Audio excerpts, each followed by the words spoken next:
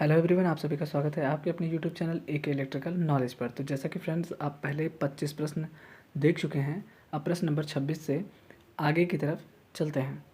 तो प्रश्न नंबर 26 क्या है? Which type of material is used to create earthing rod. तो कौन से मटेरियल का यूज़ होता है वो जो अर्थिंग रॉड बनाने के लिए पूछ रहा है। तो इसमें पहला ऑप्शन सही हो जाएगा, कार्बन बॉन्डेड पॉलीमर। प्रश्न नंबर 27 की तरफ चलते हैं। यह विद्युत की गति कितनी होती है पूछ रहा है। तो यहाँ पर क्या होगा, 1,86,000 मील प्रति सेकंड। प्रश्न नंबर 28 देखेंगे। आईईई नियम वर्ण अभिनिर्धारण के अनुसार 3 फेज एसी परिपथ का वाई फेज होता है। तो वाई फेज आपको पता होना चाहिए, वो येलो होता है। तो यहाँ पर ऑप्शन नंबर 2 सही हो जाएगा, यहाँ पर पीला। तो प्रश्न नंबर 29 की तरफ चलते हैं। यहाँ पर पूछा गया है, अर्ध तरंग दृष्टिकारी ज्या तरंग का आकृति गुणक फॉर्म फैक्टर क्या है। तो विकल्प 4 सही हो जाएगा, π/2। प्रश्न नंबर 30 में पूछा गया है, यदि अधिकतम वोल्टता 23√2 वोल्ट है तो एक ज्या तरंग के शिखर गुणक का मान क्या होगा। तो इसका आंसर हो जाएगा 1.414। विकल्प 4 सही होगा। प्रश्न नंबर 31 देखते हैं। किसी परिपथ को शॉर्ट सर्किट, फॉल्ट और ओवरलोड से बचाने के लिए किस उपकरण डिवाइस का उपयोग किया जाता है। तो फ्रेंड्स, ये बहुत ही इंपॉर्टेंट क्वेश्चन है, एमसीबी, क्योंकि ये एक सेफ्टी डिवाइस है और जिससे लगभग हर बार किसी न किसी एग्ज़ाम में तो पूछा ही जाता है। यूपी आरवीएनर हो जाए या फिर ये टीजी2 हो जाए। फिलहाल ये टीजी2 के हिसाब से काफ़ी इंपॉर्टेंट क्वेश्चन है। तो चलते हैं प्रश्न नंबर 32 की तरफ।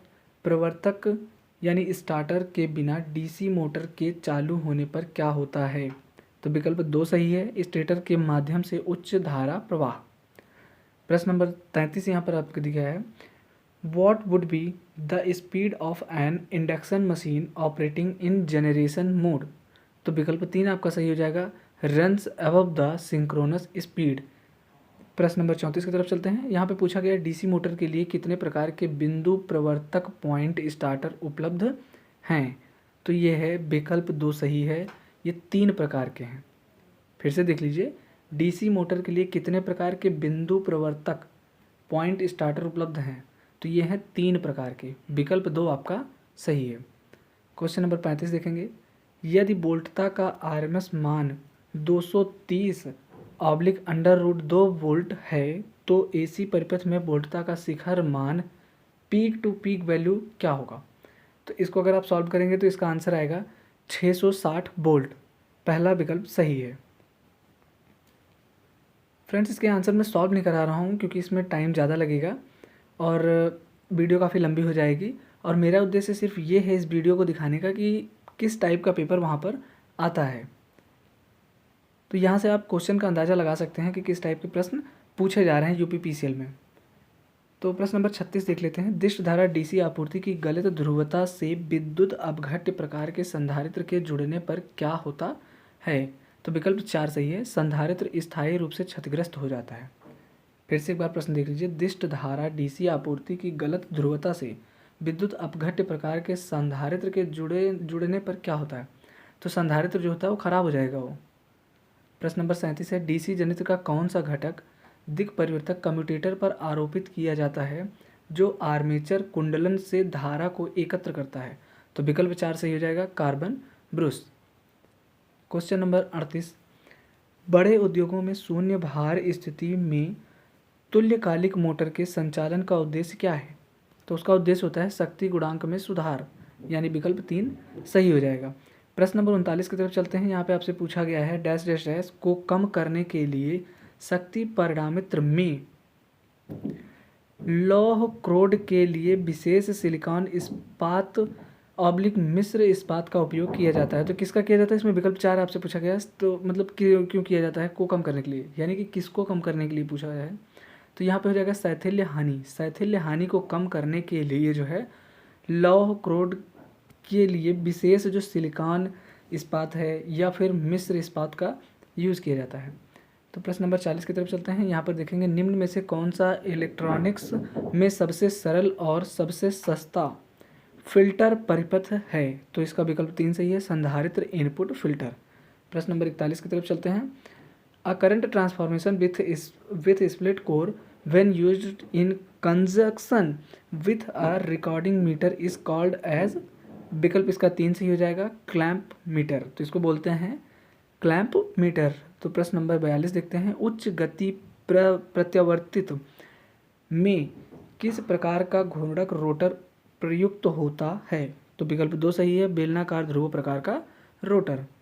प्रश्न नंबर 43 की तरफ चलते हैं। यहाँ पर आपसे पूछा गया है, एसी आपूर्ति से काम करने के लिए छोटे आकार के साथ उच्चतर धारिता के लिए किस प्रकार का संधारित्र बनाया जा सकता है? तो यहाँ पर आपका जो विकल्प हो जाएगा सिरामिक संधारित्र है, ये सिरामिक कैपेसिटर। तो प्रश्न नंबर 44 की तरफ चलते हैं। इसमें है, किस वायरिंग का उपयोग मुख्य रूप से मनोरंजन या विश्राम के उद्देश्य से किया जाता है? तो ये है होम थिएटर वायरिंग। फिर से देख लीजिए, किस वायरिंग का उपयोग मुख्य रूप से मनोरंजन या विश्राम के उद्देश्य से किया जाता है? तो यह है होम थिएटर वायरिंग। प्रश्न नंबर 45 देखेंगे, प्रबल चुंबकीय क्षेत्र की आवश्यकता होने पर या बहुध्रुवी चुंबकीकरण के लिए किस प्रकार के चुंबकीकरण विधि का उपयोग किया जाता है? तो प्रश्न नंबर 45 का सही विकल्प है 4, धनात्मक चुंबकीय क्षेत्र। प्रश्न नंबर 46 देखेंगे। यहाँ पर एवियोमीटर का उपयोग डैश डैश डैश को मापने के लिए किया जाता है। तो मतलब एवियोमीटर का जो है उपयोग, उसको क्या क्या नापने के लिए यूज़ किया जाता है? तो ये जो है एम्पियर, वोल्टता और प्रतिरोध। इसका सही आंसर आपका क्या हो जाएगा? एम्पियर, वोल्टता, प्रतिरोध। ये चौथा विकल्प आपका सही है। क्वेश्चन नंबर 47 है, जब भार लोड की बिजली की मांग, पावर डिमांड बढ़ जाती है तो 2 या 2 से अधिक ट्रांसफार्मर का परिचालन किस रूप में किया जा सकता है? तो ये पैरेलल में किया जा सकता है। प्रश्न नंबर 48 देखेंगे, तड़ित यानी कि लाइटनिंग स्ट्रोक से उपकरणों की सुरक्षा के लिए जिस सुरक्षात्मक उपकरण का उपयोग किया जाता है उसे कहते हैं? तो वो है तड़ित रोधक यानी लाइटनिंग अरेस्टर्स। यानी विकल्प आपका 3 सही हो जाएगा। प्रश्न नंबर 49 देखेंगे, 10 ओम के 4 प्रतिरोधक समांतर में जुड़े हुए हैं, कुल प्रतिरोध की गणना कीजिए। तो ये प्रतिरोधक जो है अगर समांतर में जुड़े हैं तो कितने हैं? 10 ओम के 4 प्रतिरोधक।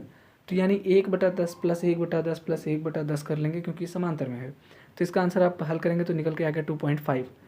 और अगर ये श्रेणी में होता तो यहाँ पर R1 + R2 + R3 + R4 कर लेते हैं, यानी कि जितनी बार वो प्रतिरोधक है। प्रश्न नंबर 50 देखेंगे, जो कि इस वीडियो का अंतिम प्रश्न है।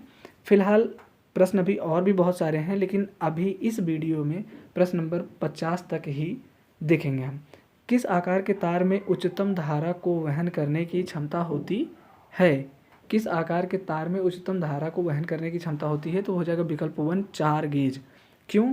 क्योंकि 4 गेज जो है वो सबसे मोटा तार होगा।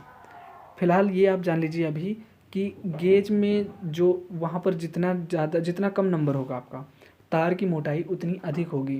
जैसा कि आप सभी को पता होगा कि SWG में जो नापा जाता है स्टैंडर्ड वायर गेज में, तो उसमें 0 से लेके 36 तक होता है, लेकिन जिसका नंबर सबसे कम होगा उसका उस तार की मोटाई सबसे अधिक होगी। अगर आपसे पूछा जाता है कि 10 गेज का वायर और 4 गेज के वायर में कौन सा वायर मोटा है, तो आपका जो है 4 गेज का वायर मोटा होगा। उम्मीद करते हैं आप ये समझ गए होंगे। तो मिलते हैं अगली वीडियो में। कृपया चैनल को लाइक एंड सब्सक्राइब करें। धन्यवाद।